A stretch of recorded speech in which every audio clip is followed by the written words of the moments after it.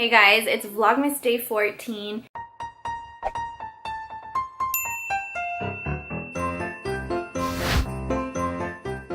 It's obviously morning. I haven't made kilamos my mukha, but I did brush my teeth. So it's morning and I thought I would just share with you guys how I read my Bible. If you guys know me already, you know that I am a Bible believing Christian. I do read my Bible not because I have to, but because I've learned to enjoy it and spending time with God that way. So I'm going to show you guys how I do it. So first of all, to read your Bible, you are going to need a Bible. This is my favorite Bible. You could tell, like, look, it's all scratched up and everything. It's a single column journaling Bible.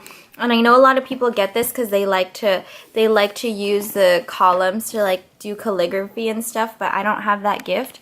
So I like it because it's a place for me to take notes, because I used to like take notes in my journal every day, and I have so many journals now, and I just like I've heard of people who keep up journals or who like keep it, and it's so awesome. I want to do that. I used to do that, but I just have too much stuff in my house now. Like all of those journals are in the kids' room right now in a box that I wish we could clear out, but I don't want to because it's like the past that I can go back to, read like everything, all the notes that I have, things that I feel like God was putting in my heart at that time with dates and everything. So anyway, I like this Bible because the columns on the side I use for notes. So you can see there's no calligraphy, but it's easy for me to like point out something. So if and of course Bella has notes in there too, you know.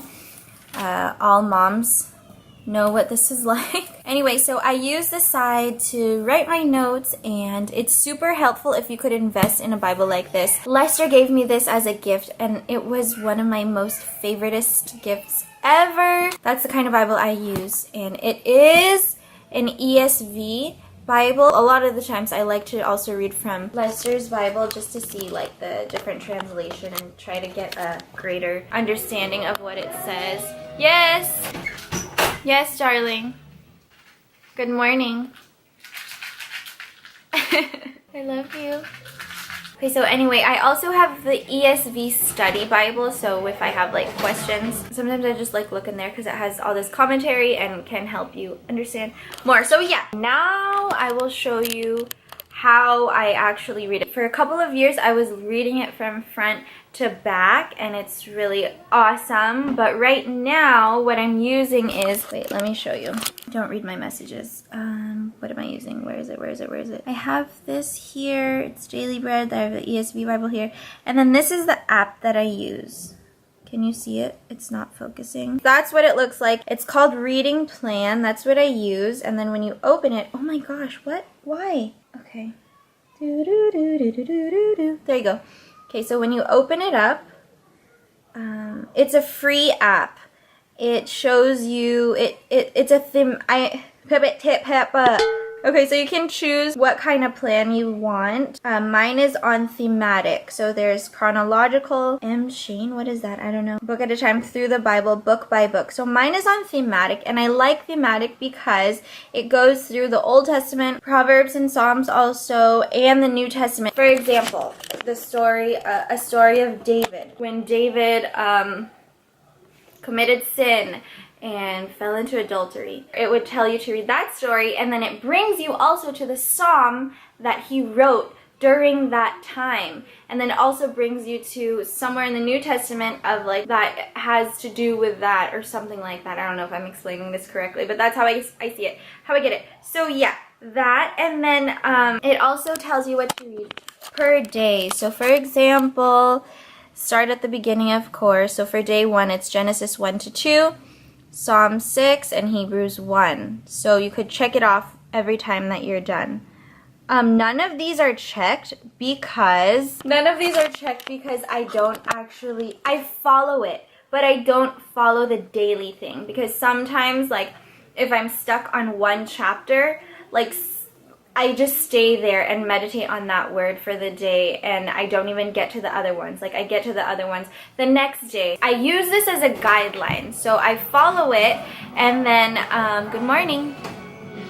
I follow it, and then I follow it, but I give space or I give room for myself to like stay in one chapter. Sometimes it's literally like 3 verses and I'm just like on that the whole time. Sometimes it's more. Sometimes it's like everything and then I read even more. And it just depends on the moment, and it also depends on the time, because sometimes the kids will wake up and I'm still reading and I'll just have to stop, and that's okay, I think, because you're a mom and you gotta, you know, we don't want to show our kids like, stop talking to me, I'm reading the Bible, I'm spending time with God. They might grow up and be like, oh my gosh, I don't want mom to read her Bible because she's like so mean when she does.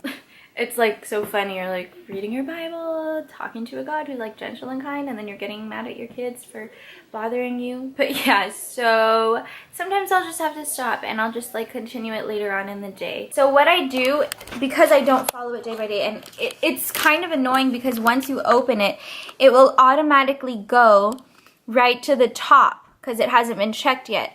So like for example, if I'm already down here in Deuteronomy, like, okay, I know what I'm going to read, Deuteronomy 31 and Mark 14. Okay, that's good. Let me go home to my home because I'm obviously not going to keep it there. Once I open it again for the next day, boom, it automatically goes right to the top where you haven't checked. So what I do is, wherever I am, Jeremiah 16:17, I will take a screenshot and then save this in my photos as a favorite photo. So right now, let's go to my favorites. And then, so like for that day, okay, I can go to my favorites and then, oh, where is it? There. I can go to my favorites and it's just saved there so I can see. That's so much easier than going to the app again and again and again, and it scrolls right up right away, and then you have to like find your place all the time. Sometimes you're down there. So anyway, yeah, that's what I do for that. The dynamics of how I read my Bible are, I usually try to wake up earlier than the kids, but to be honest, I don't every day, because there's like, especially this month, oh my gosh, it's just been crazy. Like with all the Christmas parties and everything, we stay up late, even the kids stay up late, and so like I want to get as much rest in as possible, but sometimes I still do wake up early because I know that that's my only time. But like for example, the other day I just put the kids in the room, gave them something that would keep them busy, and then I closed the door and then I read the Bible on the table even though they are awake. So you just kind of have to find your way. I can't say there's a rhythm, because for me it's different. It's kind of different every day. But what you value, you will make time for. So it's definitely an excuse. Even myself, I'm speaking to myself, it's definitely an excuse when I say, you know, I'm a mom, I'm so busy, I don't have time to read the Bible. Like reading the Bible is like eating food every day. It's my spiritual food. So I can't go a day without it. I mean, I have many times, but it's hard, and it's just different. Like, you know, when you're not full of something you want to be full with. So that's what I'm going to share with you guys today, and I hope it helps you. Thank you guys so much for watching. See you again tomorrow. Bye.